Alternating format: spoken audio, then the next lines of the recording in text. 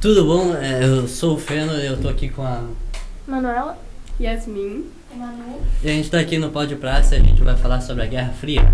Então é isso. a Guerra Fria. A Guerra Fria tem uma frase que, como sempre, é dita: guerra improvável, paz impossível.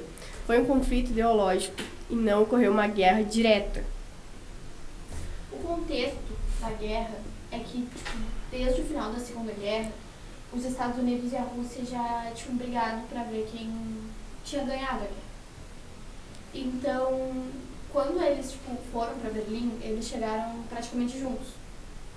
Com isso, teve mais. Aí teve a divisão de território, com cada um ficando de um lado. E aí, quando os Estados Unidos lançou a primeira bomba nuclear, bomba atômica, no Japão, o mundo ficou todo com medo. Com isso, a Rússia começou a investir mais em bombas para se defender, e se realmente começar uma guerra, o estrago seria muito grande no mundo inteiro. Sim, o mundo bipolar que a gente chama, porque no final da Segunda Guerra, basicamente, ficou os dois superpotências, cada um de um lado, controlando o mundo e tentando influenciar cada um. A União Soviética começou a tentar correr o máximo que conseguiu para tentar alcançar a parte dos Estados Unidos, que já meio que alcançou um pouco na frente com a primeira bomba atômica, até porque uma cidade inteira sumiu por causa de um pedacinho de metal caindo do céu, é um pouco assustador, ainda mais pra gente, já vem na época. Então é um mundo bipolar. Não, a União Soviética e os Estados Unidos então ficaram nessa briga por um bom tempo. Tem algo pra falar?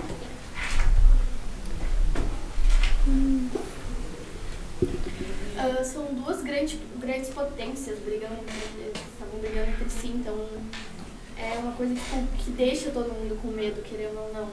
Sim, óbvio, até porque qualquer desleixo de uma ia ocasionar numa grande guerra. Foi um período muito horrível pra se viver. Pensa, um ataque de uma era a destruição do mundo inteiro. E isso no meio já do auge do medo da bomba atômica. Não foi a melhor época do mundo. Sim, uma coisa que bem chocante. Ainda mais com essa separação da própria Europa em duas. Porque a separação da própria Europa ficava naquela coisa de poder lado poder ser invadido a cada segundo, o outro ser invadido. Se um é invadido, tudo acaba. Pelo amor de Deus, ficou bem nessa treta. E entrando também nesse assunto, assim, os Estados Unidos também fez empréstimos com juros baixíssimos e doavam as coisas para a Europa após a Segunda Guerra Mundial. Sim. Teve toda a coisa do Plano Marshall, com a tentativa de fazer empréstimos e tentar ajudar a Europa Ocidental a se recriar. E depois teve a parte da União, que também tentou fazer o planozinho dela para tentar ajudar a parte dela e os países dela a se recuperar. Foi um tempo bem ferrado de se viver. Foi bem crítico. Também por ser uma disputa entre duas influências por conta dos sistemas econômicos, que são completamente opostos. Cada um queria influência, era uma guerra de informações, por ser o capitalismo e o socialismo completamente opostos. Que, falando um pouquinho de cada sistema, o socialismo, eles tentavam que a sociedade fosse igual com o Estado no poder, tentando igualar todas as pessoas. E o capitalismo basicamente era que visava o lucro e tinha as camadas sociais. Então eram duas potências completamente opostas que brigavam pelo poder, e isso acabou tendo muitos anos de guerra. Sim. Com a questão do Muro de Berlim, foi que, como os dois chegaram muito perto um do outro lá em Berlim, eles resolveram dividir. Então,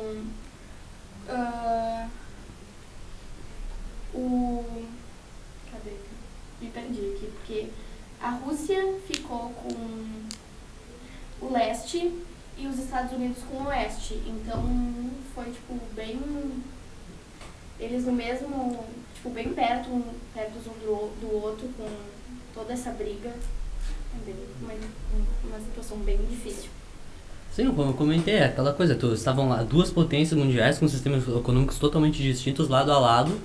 E não se sabia quanto. Exatamente, com pensamentos totalmente diferentes, lado a lado, e seja o que Deus quiser. Foi muito louco isso do Muro de Berlim, porque era literalmente um país dividido em dois lados, que era controlado por potências diferentes. E realmente. Um país dividido em dois lados depois de perder uma guerra. Sim. Pra ver, e com isso, ver quem tinha ganho essa guerra. Os dois países estavam. as pessoas deviam estar muito confusas, porque, tipo, as pessoas não estavam fazendo nada ali, tipo, o povo mesmo. Então imagina ter um muro, do outro lado tem pessoas completamente de outro sistema econômico. No caso, com o tempo, as pessoas se tocaram no que estava acontecendo, tanto que teve a queda do muro de tanta porrada que deram nele. Meio que descobriram no meio do caminho. Não, e tipo, a questão de que lado ficar também. Do nada, isso acontece e a pessoa... Nossa, essa briga de influência foi horrível. Até porque, tipo, as potências não podiam se matar. Porque se as potências se matavam, o mundo acabava e não tinha o que governar. Então tem um monte de mini marionetezinha que eles tiveram que tentar influenciar pra tentar matar entre eles. Porque se eu me meto diretamente, dá tudo errado. Sim. Aí tem a parte do Vietnã, da Coreia, são 1001 guerras ali que aconteceram. Tem várias outras, teve várias mini outras guerras ali que aconteceram, que foi dessas tretas entre os dois de influência de não, o meu é melhor, não, o meu é melhor, não, o meu é melhor. Guerra de ego, né? Pra se ver Praticamente quem é uma melhor. guerra de ego, pra saber qual sistema ia meio que ficar. E realmente não teve nenhuma guerra direta, foi só, tipo, pequenos conflitos, mas em nenhum momento os dois foram lá e fizeram uma guerra e tiveram... Não foi uma guerra direta, faz pra Coreia. Até no plano Marshall, os Estados Unidos também ajudaram o Japão para eles perdoarem a bomba e continuassem o capitalismo. É assim, eu não acho que seja um bom jeito esse tipo de perdão depois de tacar uma bomba nuclear e ameaçar atacar uma em Tóquio. Mas a intenção válida. A intenção era por influência, vamos ser sinceros, era pra tentar atrair o Japão pra parte capitalista. Eu vou te ajudar, depois eu... Exatamente. Tá tudo certo. Tanto que hoje em dia o Japão é o quê? Capitalista. Tá do lado dos Estados Unidos, um padrão. Uma coisa interessante é que, se eu não me engano, não tinha uma terceira bomba, né? Se eu não me engano, tinha 2 bombas nucleares e não existiu uma terceira. Eles ameaçaram tacar uma em Tóquio, mas não tinha. Se eu não me engano, é isso. Que amor. Então, tipo, é aquela coisa, tipo, é literalmente pelo amor de Deus, se rende, eu não aguento mais. Até porque o Japão tava bem forte no final, já porque ele tava meio excluídozinho. Tava todo mundo aqui na Europa, apanhando de todos os lados, enquanto tinha um meio que lá no canto, cuidando da parte dele. Ele começou a perder território, no caso ele tava já perdendo território e tal, só que ia demorar um bom tempo ainda, porque ele ainda tinha muito número e tinha muito ponto estratégico que era do Japão. Sem uma bomba nuclear, a guerra durava tranquilamente mais uns 4, 5 anos. Tranquilamente. Imagina. E com o plano Marshall também veio outros planos, no caso o dólar, com a moeda mundial, a união entre os países socialistas e a OTAN. Sim, teve toda essa parte da... Nossa, a parte da OTAN é uma parte que é mais tu vê que é um bagulho de ego. A OTAN vai lá, cria a OTAN, e o legal é que o Pacto de Varsóvia ele não veio quando a OTAN veio. O Pacto de Varsóvia veio quando a Europa Ocidental entra na OTAN. Então é aquela coisa bem de ego mesmo, sabe? Sim, guerra fria é o ego. Exatamente, tipo, meu Deus, como assim a Europa Ocidental tá na OTAN? Agora eu vou fazer meu pacto. É o meu pacto agora. A Comic Con e o plano Marshall também foi mais ou menos isso, de tipo, um fazer depois do outro, pelo outro ter feito e ser ameaçado. Uma coisa que é interessante, pelo que... Me corrija se algum de vocês souberem, mas pelo que eu vejo, tipo, os Estados Unidos sempre saem um pouco na frente da União, nesses casos de planos e motas de influência. Eu sempre percebi isso. Os Estados Unidos ele sempre acabou saindo um pouquinho na frente. É bem influente, né? Um país muito influente. Mas Sim, até eu acho que assim, no dia a dia, como a gente vê, né? Sim. O que eu lembro que, tipo, não foi tanto foi na corrida espacial, que eu vi que a Rússia que começou tendo mais tecnologia. A corrida espacial, a União Soviética deu um pau nos Estados Unidos. A União Soviética dominou os Estados Unidos e dominou em tudo. Foi o primeiro a chegar no espaço, o primeiro a mandar um servidor pro espaço, primeiro tudo pro espaço. Só que perdeu o mundo, ninguém mandou pra Lua. A corrida espacial era pra quê? Pra chegar na Lua. Quem chegou? Os Estados Unidos. Então é aquela coisa. Não todos os pit stop ali até lá, quem tava ganhando todas as rodadas era a União, mas quem chegou no final ninguém tinha chegado foi os Estados Unidos fazer o quê? Daí a vitória deles. Max Verstappen e Lewis Hamilton colocados. Bem isso.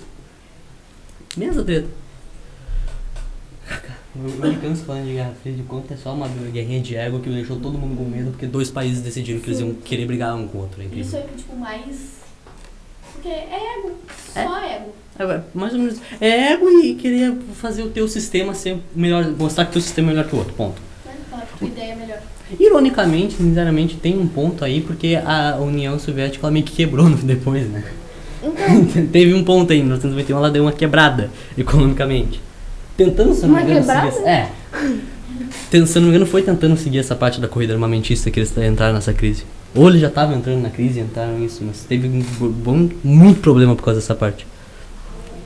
Querendo ou não, sinceramente, tirando a corrida espacial, a União Soviética pra mim ficou atrás em praticamente tudo. mais por influência geral no mundo. Na minha opinião, me parece que eles tiveram menos influência. Eles tiveram muito mais influência nessa parte do Oriente até, tá? Mas é porque eles estão no Oriente, sabe? Não é porque eles são influência, porque eles estão no Oriente. Também, a Rússia É uma puta potência mundial no Oriente, controlando aquela área. Óbvio que a parte daquela área vai ser... Foi bem questão de território ali. É bem questão de território. Mas ela perdeu... Nossa, depois que, por exemplo, a União caiu, que virou a Rússia, tu vê que perdeu muito. Tanto que essa guerra da Ucrânia, por exemplo, é literalmente isso.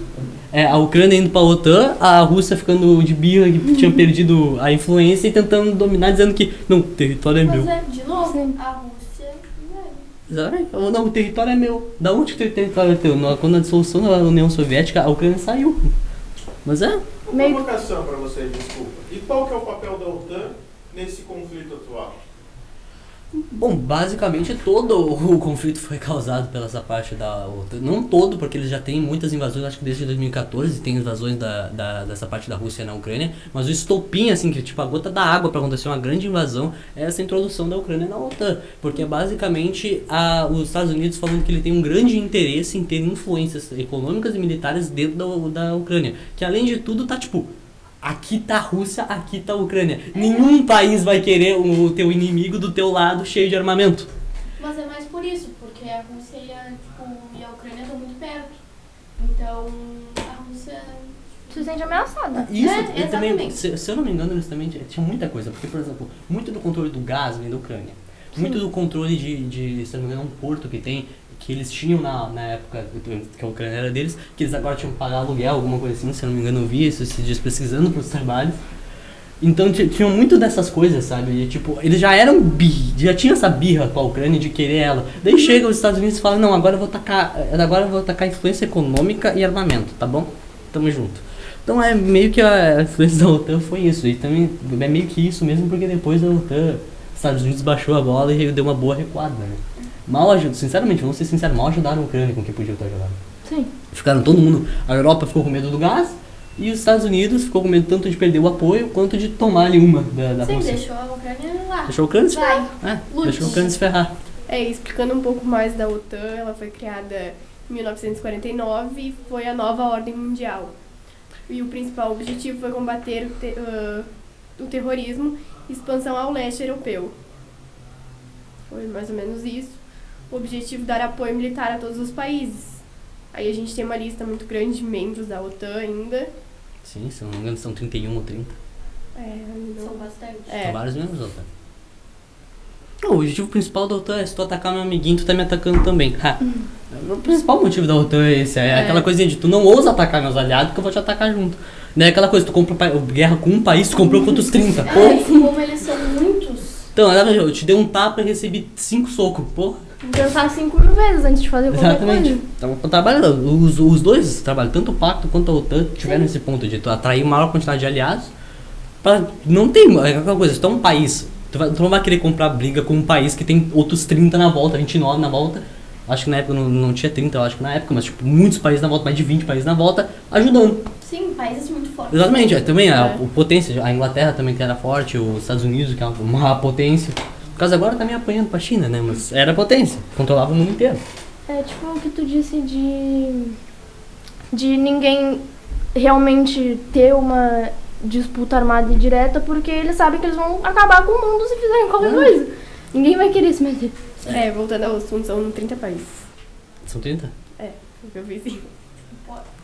Se meter com algum país, tipo, dali, pode acontecer uma guerra muito forte. Sim. Exatamente. É feito pra isso. E também pra proteger esses ideais, né? Porque cria esse laço de irmandade quando tem, tipo... Nossa, a OTAN é um lugar dos países que estão vinculados com os Estados Unidos, logo com o sistema capitalista. E todos esses países, eles ficam muito fortemente vinculados com o sistema e com a influência dos Estados Unidos. Porque eles são, tipo, os criadores e líderes. Então fica, além de tudo, essa coisa de influência econômica e política nas coisas. Sim. Eles exerceram essa coisa do início ao fim em absolutamente todo mundo, tanto na criação da OTAN, quanto nos planos com a Europa, quanto na própria guerra na Coreia, né? Porque eles controlaram até mais ou menos quem estava no poder na época na guerra da Coreia, quando estava na Coreia do Sul. Então eles controlaram a parte econômica, controlaram mais ou menos até quem estava liderando, né? Sempre briguinha aí de influência. Mas, tipo, a OTAN é como se fosse um grupo de amigos e aí mexeu com um dali. Exatamente. Perfeito. Pronto. Agora vai ter que lidar com todos. É isso. Tanto o pacto quanto a OTAN é isso. Só que o pacto não existe mais, né? Então a OTAN continua. E é isso. Mas por que a OTAN continua e o pacto não existe? O Pacto de Varsóvia tinha como principal a União Soviética. No momento que ela caiu, meio que caiu. É basicamente assim, se caiu os Estados Unidos é muito, pelo menos na minha opinião, é muito difícil que a OTAN vá continuar. É aquela coisa do teu líder. Sabe quando tu pega a rainha, formiga? Que todas as formiguinhas ficam. É essa a lógica. A União Soviética literalmente declarou uma crise econômica muito pesada, que teve que ter a solução dela, perdeu um monte de países, porque vários países ali falaram que eles não queriam mais e acabaram declarando independência, alguns até bem pacíficos e tal, mas de qualquer jeito, perderam muita influência. Então fica aquela coisa, se o teu líder perdeu o poder, logo tu não tem mais poder. Tu acaba tendo de declarar que não tem mais o que fazer. Tanto que também o Pacto de Varsóvia também tinha um pouco de auxílio econômico. Eu vi um pouco isso. Não era o principal, mas tinha uma coisinha ou outra de auxílio econômico. E não sei como é que tu pode ter um auxílio econômico de um país que teve que literalmente ser quebrado e ir pra cada canto por crise. Então acaba que acontece tudo isso. Se os Estados Unidos cair, muito provavelmente a OTAN ou vai mudar para algum outro sistema que outro país vai tomar liderança e provavelmente não vai ser mais chamado OTAN, ou vai se dissolver com qualquer um. Vai acontecer dissolução com qualquer coisa. Acho que se os Estados Solver, Unidos aliás, caírem- soluir, pelo amor de Deus. O pano vai me matar depois. Vai. Se os Estados Unidos caírem, muito difícil, porque é uma potência muito grande, acho que a OTAN... Não acho tão difícil. Se tu for ver, por exemplo, os parceiros econômicos da China na Europa, tem muito mais do que os Estados Unidos. mas tipo, acabar assim, igual Não, terminou... que nem a União provavelmente não, mas que é um fato que economicamente eles estão apanhando. A China só cresce e os Estados Unidos estão ficando para trás. Sério, vocês forem ver um mapa da época mesmo aqui, da OTAN e tal, dos parceiros econômicos, é uma influência muito grande, que tu vai percebendo que quanto mais tempo se passava, menos os Estados Unidos tinham influência. E agora tu vai ver, por exemplo, essas coisas de auxílios econômicos e aliados, cara, a China tem metade. A China tem a metade, não tem, os Estados Unidos acabou perdendo muita força desde a guerra. Porque querendo ou não, a força deles veio da guerra. Sim. Tanto antes da Primeira Guerra, os Estados Unidos não eram grande coisa, daí teve a crise, voltou a não ser grande coisa, depois da Segunda Guerra eles cresceram exponencialmente e viraram os líderes do mundo. Mas até lá eles não eram grande coisa Bastante também. depois disso eles cresceram. Sim. Tipo, meio do ano. É que essa coisa também de não ter se metido num conflito ajudou muito a crescer, ainda mais que tu pode vender pra todo mundo. Uhum. A gente tocou um pouco da Guerra Fria, mas eu acho que não é um problema, porque sinceramente foi o que deu a Guerra Fria. Sei lá, vocês têm mais alguma coisa pra dizer, gente? Acho que Foi isso. Só que com a queda do Muro de Berlim, meio que terminou. Sim. É que quando teve a queda do Muro de Berlim, foi a parte do Oriente que quebrou, se não me engano, né? Sim. Então teve muita aquela coisa, já tava quebrando. Coitada da União, né? Coitada não, né? Mas já tava apanhando. Tanto que a União tava passando por um monte de reforma. Teve aquelas. Eu não sei falar russo. Perestroika, isso, obrigado. E teve as Isso aí, obrigado. Eu não sei falar russo, desculpa. Eu faltei minha lição no Duolingo. Mas teve já essas duas liçõezinhas, essas duas reformazinhas que já estavam sendo meio que a população meio olhando torto. Tipo a Perestroika, isso aí. Já foi meio que uma reestruturação dessa parte econômica que foi implantada lá pelo Lenin, sabe? Eles já tinham perdido muito essa força, principalmente nessa parte da Revolução Russa, com a vitória dos bolcheviques. Eles já tinham tirado muito essa força. Já não tinha mais aquele âmbito de, nossa, a mãe terra, bababá, lutar. Não tinha, eles já estavam meio que sendo derrotados. A população já estava olhando meio torto pra isso. Tanto que teve essas duas reformas. Então é isso. Eu não sei se vocês têm mais algo pra falar, porque é meio que... Tem as crises do mísseis de Cuba, mas resumidamente é quase que a mesma coisa da Ucrânia. Sim. A diferença é que teve míssil nuclear no meio, sabe? Estados Unidos cutuca, o União vai lá, bota míssil em um lugar perto e uou... Fica nessa treta, teve se não me engano, algum avião nos Estados Unidos, alguma coisa assim, que foi derrubado, foi atacado, e aí ficou todo mundo, meu Deus, vai lançar míssil, meu Deus do céu. Mas não aconteceu nada, então é mais aquela coisinha de, vou botar míssil, daí os dois ficaram com medo, os dois tiraram. A crise dos mísseis de Cuba foi bem, não sei muito o que vocês poderiam falar sobre, eu pessoalmente não tenho muito, e a gente já falou meio que de tudo, só... A Guerra Fria, então, tipo, dá pra meio que resumir com sendo duas pessoas se apontando a arma e ficando parado, tipo, só ninguém pensando. atira. A Guerra Fria, pensa assim, tem um monte de criancinha no playground, tá? E daí, todo mundo quer um brinquedinho, e esse brinquedinho é a influência de todo mundo, tá? E daí tem Acaba dois ninguém que pegando. são mais fortes, exatamente, são dois que são mais fortes, e daí eles ficam se matando e mandando os amiguinhos dele matar os amiguinhos do outro, com o objetivo de pegar o brinquedinho Resumindo, principal. ninguém mata ninguém. Exatamente, acaba que Isso. ninguém se mata. No caso, os amiguinhos se matam, É. mas os que podem se matar mesmo não se matam. Exatamente. Então acaba aí. Pessoalmente eu não tenho muito mais o que falar. Também não. Acho que é isso. É isso. É. E essa foi a Guerra Fria. Pode se despedir. Muito obrigado por ter assistido. Galerinha do YouTube, deixa teu like, se inscreve no canal. Mas falando sério, vai ajudar a podcast. Então é uma boa. E é isso, essa é a Guerra Fria. Tchau. Tchau. Valeu.